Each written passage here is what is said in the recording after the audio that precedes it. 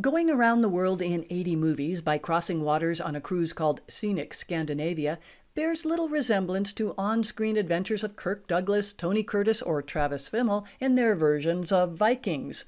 Forget power plays, fearsome battles, and impressively honed bare chests. A plethora of buffet and food options on board the Viking Jupiter ship, plus in various villages, meant no chance at maintaining a honed physique as we landed in ports where our version of plunder meant taking away new experiences. We came, we saw, we conquered nothing other than an urge to indulge in a third portion of ice cream. Some call it the best ice cream in Sweden. This is my licorice. I like that. And while those movie and television Vikings ventured to southern locations, we traveled to the explorers' Scandinavian homelands and found connections to other screen adventures. Our first stop took us to Copenhagen in Denmark, whose most popular female features blockbuster movie status.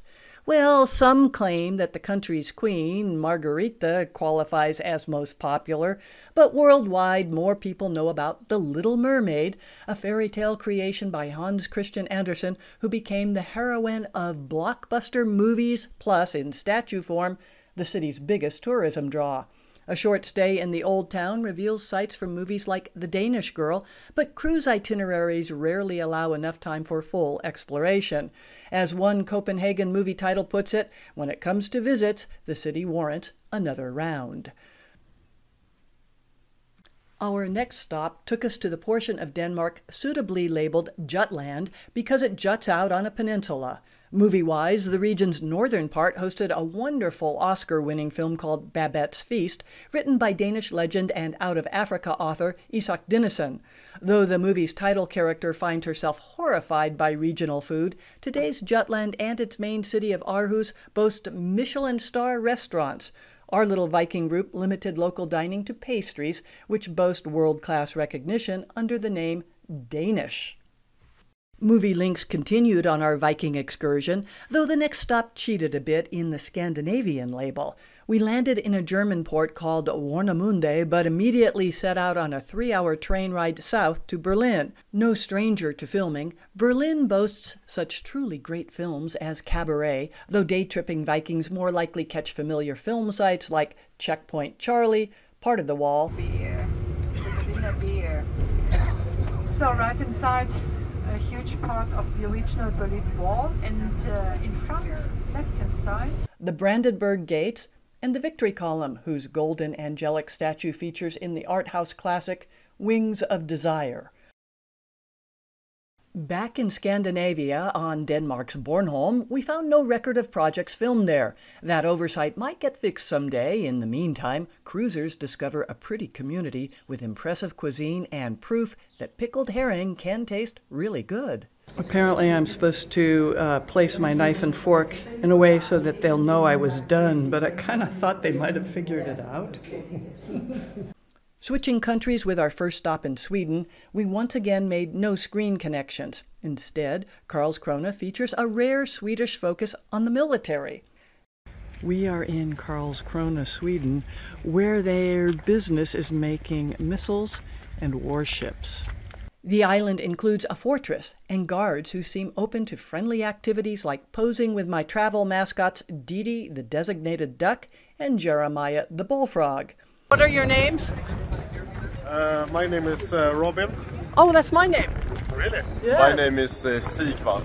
Sigvard. No, Fred. he's not a Sigvard. From Sweden, we moved on to Gdańsk, Poland, historically significant and seen in documentaries as the city where World War II officially started. Local author Günter Grass writes about this important period in his surrealistic novel, The Tin Drum, which transformed into an Oscar-winning movie using the city's German name Danzig. The Tin Drum includes only a few iconic city images since filming proved difficult during the Soviet regime. Decades later, the city welcomes visitors who throng amidst the Old Town, appreciating impressive architecture, beautiful amber, and a local liqueur featuring flakes of gold. Stones through the whole history of the human being that we have. So it just puts a little bit of more respect inside the bottle, and it looks perfectly how those flakes are slowly going down. So when all of you will be ready, you don't need to drink it like a shot. I know that vodka usually is like, you know, but it's a liquor, even though it's strong as vodka, you just sip it. In Poland, cheers is na zdrowie. Na zdrowie.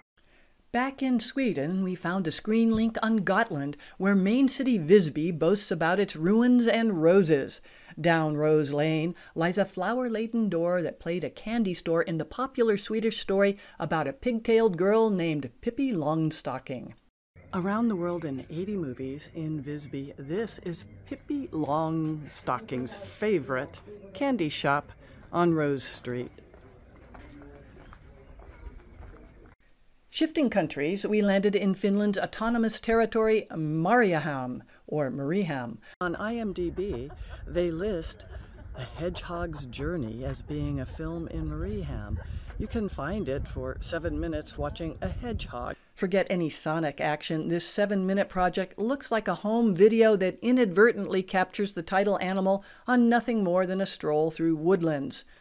Potential movie connection, a yacht used in a James Bond movie, GoldenEye. Wandering back to our ship, we visited a maritime museum that reminded me of another movie. It does down here give you a sense of another movie, Master and Commander. So even though this is a ship from the 1930s, I still think Master and Commander, Far Side of the World, will give you a sense of what this ship must have felt like, going south of the equator. Cruising away from Mariehamn put us into a portion of the Baltic Sea filled with Swedish islands, some tiny and others bigger, like the one featured in Bergman Island. Bergman Island pays tribute to the country's most important filmmaker, Ingmar Bergman, who gained controversial international acclaim directing Summer with Monica. Monica features bare breasts, a shocker in the 1950s. It also highlights beauty on Swedish islands and in Stockholm. Stockholm! From our balcony. This may be as dark as it gets. I don't know. I hope it gets a little darker. We have curtains. We'll deal with it. The capital city hosts many other productions, including 2 versions of The Girl with the Dragon Tattoo, gaining massive international attention from its twisted Nordic noir mystery. Visitors who flock to the city's Old Town find a different kind of movie link at the Nobel Museum, where displays highlight prize winners whose lives and efforts often inspire big and little screen adaptations. It had lots of science, lots of literature, all kinds of interesting things talking about innovative ideas that change the world. And what's really important, what do you think of a country that makes the moose its national animal? I want to see one. Where moose. Are they? Well, I don't think they're in the main square of Stockholm. From prize winners to mermaids, scenic Scandinavia lets its Viking visitors take away memories to treasure.